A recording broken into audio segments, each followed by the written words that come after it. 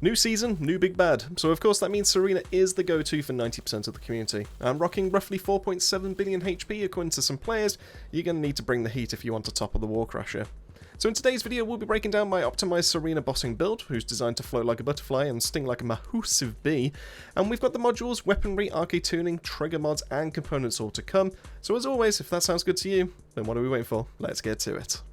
Alright, so let's kick it off with some basics. So Warcrasher was touted by the developers as an example and beginning for why we needed 8-man content inside of TFD, with all players contributing and taking it down all within that 20-minute time frame. In an ideal world, supports would be providing heals and reses, while Enzo would keep everyone topped up with ammo, a perfect and ideal synergy as we blasted away. And that was until we saw the destruction that Serena can still cause. With the build today, we'll be doing roughly anywhere between 2.5 to 3.7 billion damage just by ourselves, and that's even with other Serenas on the scene.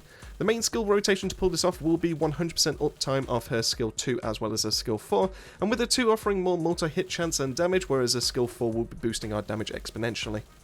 Now our skill 1 will be there to keep our ammo refreshed at all times, meaning that it will get used every now and then just to debuff the Warcrasher, and our skill 3 doubles up in usefulness, with one part being its standard dash and reload for keeping airborne, and also being able to keep our weapon downtime to a minimum, but as we're also using her Transcendence mod of him, we'll also be buffing allies, which is perfect for dealing more damage, which we'll cover once we get to the weaponry section side of things.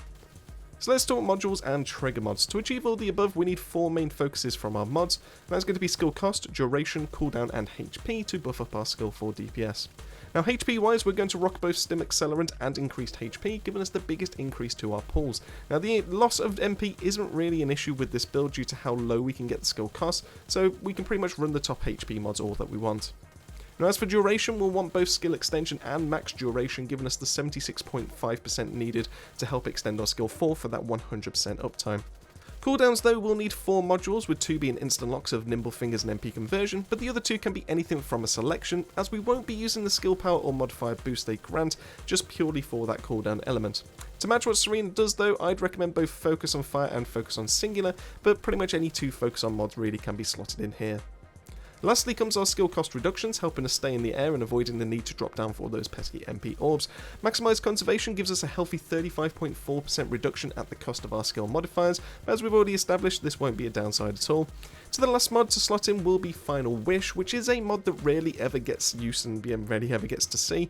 When Serena casts her 4, she'll drop her skill power by 40%, but would also reduce her skill costs across the board by 37% too, bringing us to a 72.4% skill cost reduction. This does say it only works for 10 seconds, but it does refresh every single time you attack with your skill 4, and as we have 100% uptime on that skill and it happens on every single bullet, we'll also have 100% uptime of that skill cost reduction. The reason this works so well with Serena's 4th skill is because it doesn't use skill power to calculate damage. Instead, we're just going to be going off of our HP and our firearm numbers, making it a fantastic slot in. But before we consider the build done, let's start talking about trigger modules, the new slot in that's in for all Descendants. Now for Serena skills specifically, there aren't many good shouts. Instead we can opt for a module that helps firearms, leaving just full Arche Jacket or Kuiper Hollow Points. Now as full Arche Jacket will consume our MP drastically and seems to only deal AoE kind of damage, so it doesn't really seem to offer anything single target against Warcrasher. We'll be opting to go for Kuiper Hollow Points. Now one key trick to this mod is the one that only ever removes stacks of multiples of 2, and while the stacking means that we can get some nutty damage when we miss those weak points, the real shine of the mod is that if you get this down to 1 stack, you'll be dealing 8% more weak point damage per shot so long as it exists on that build. So if you're after the faster clears, try to get an odd number or try to get 1 stack left on the mod, and then just go to town hitting those weak points. So with Serena, as she's primarily a gun-based Descendant, but also as we aren't going to be using heavy round weapons to take out our target, skill power will not be helping us out here. So as such, we can run any type of reactor that you want, with the sub-rolls being the crucial parts and giving us that 100% skill uptime. In this case, rocking a cooldown and skill duration up reactor will get your skill 4 down to around about a 20-second cooldown, with a duration of 24 seconds, which is perfect for hammering away at Warcrasher. Now components wise, not much has changed here for Serena, as the new component sets won't be helping us with Warcrasher DPS unfortunately. With that in mind, rocking a 2-piece of Ascending Armory and a 2-piece of Shellcrusher will give us the DPS bump needed via faster fire rates, as well as the additional 6.5% skill cost, taking us now down to 78.9% reduction, which is absolute lunacy. Ideally, we want to run the top 2 as Armory, so that's going to be Auxiliary Power and Sensor, and the bottom 2 are going to be Shellcrusher, so that we have all of these are going to be rocking HP rolls, meaning more damage on Serena's 4th skill.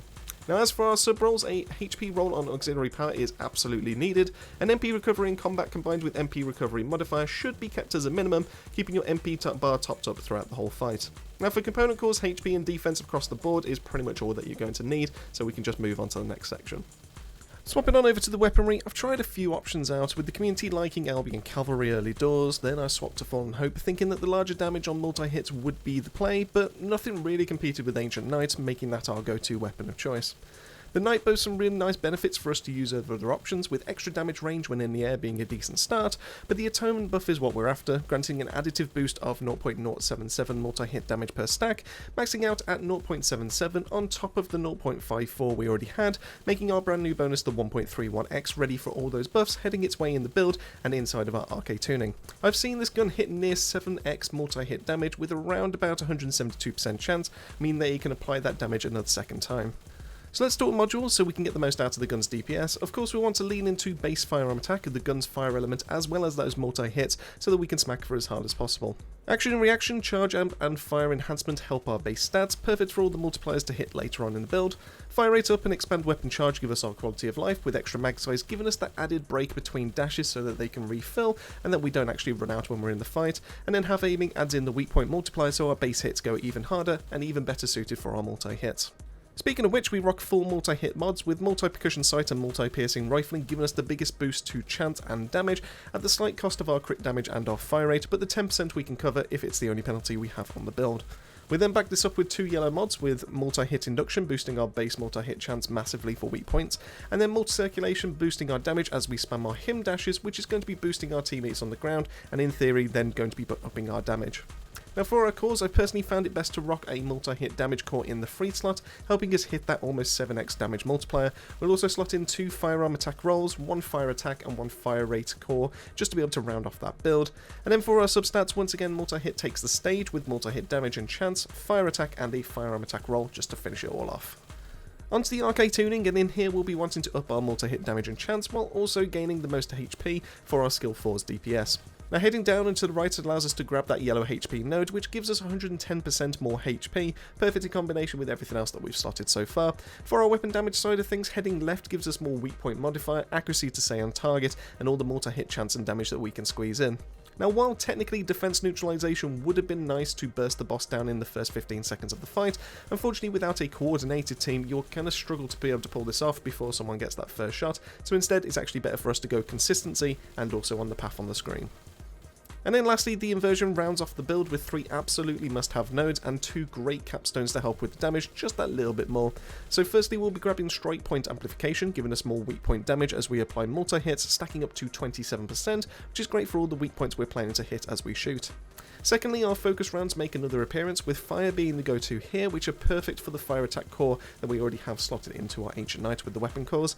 And then lastly, we grab the new seasonal node of firearm control mechanism, making all of our multi-hit damage that much stronger, with a chance to even boost our hit chance by 9.4% additive, meaning that it's now going to be affected by all the other boosts that we have slotted in.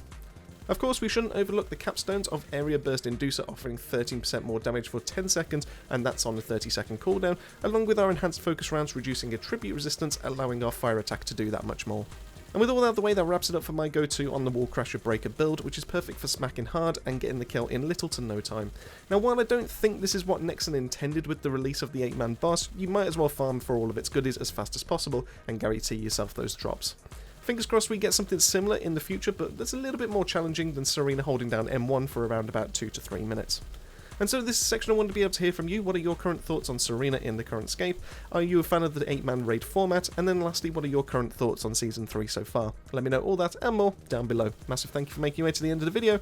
As I always say, keep yourself safe, keep yourselves well, and I'll see you all on the next video.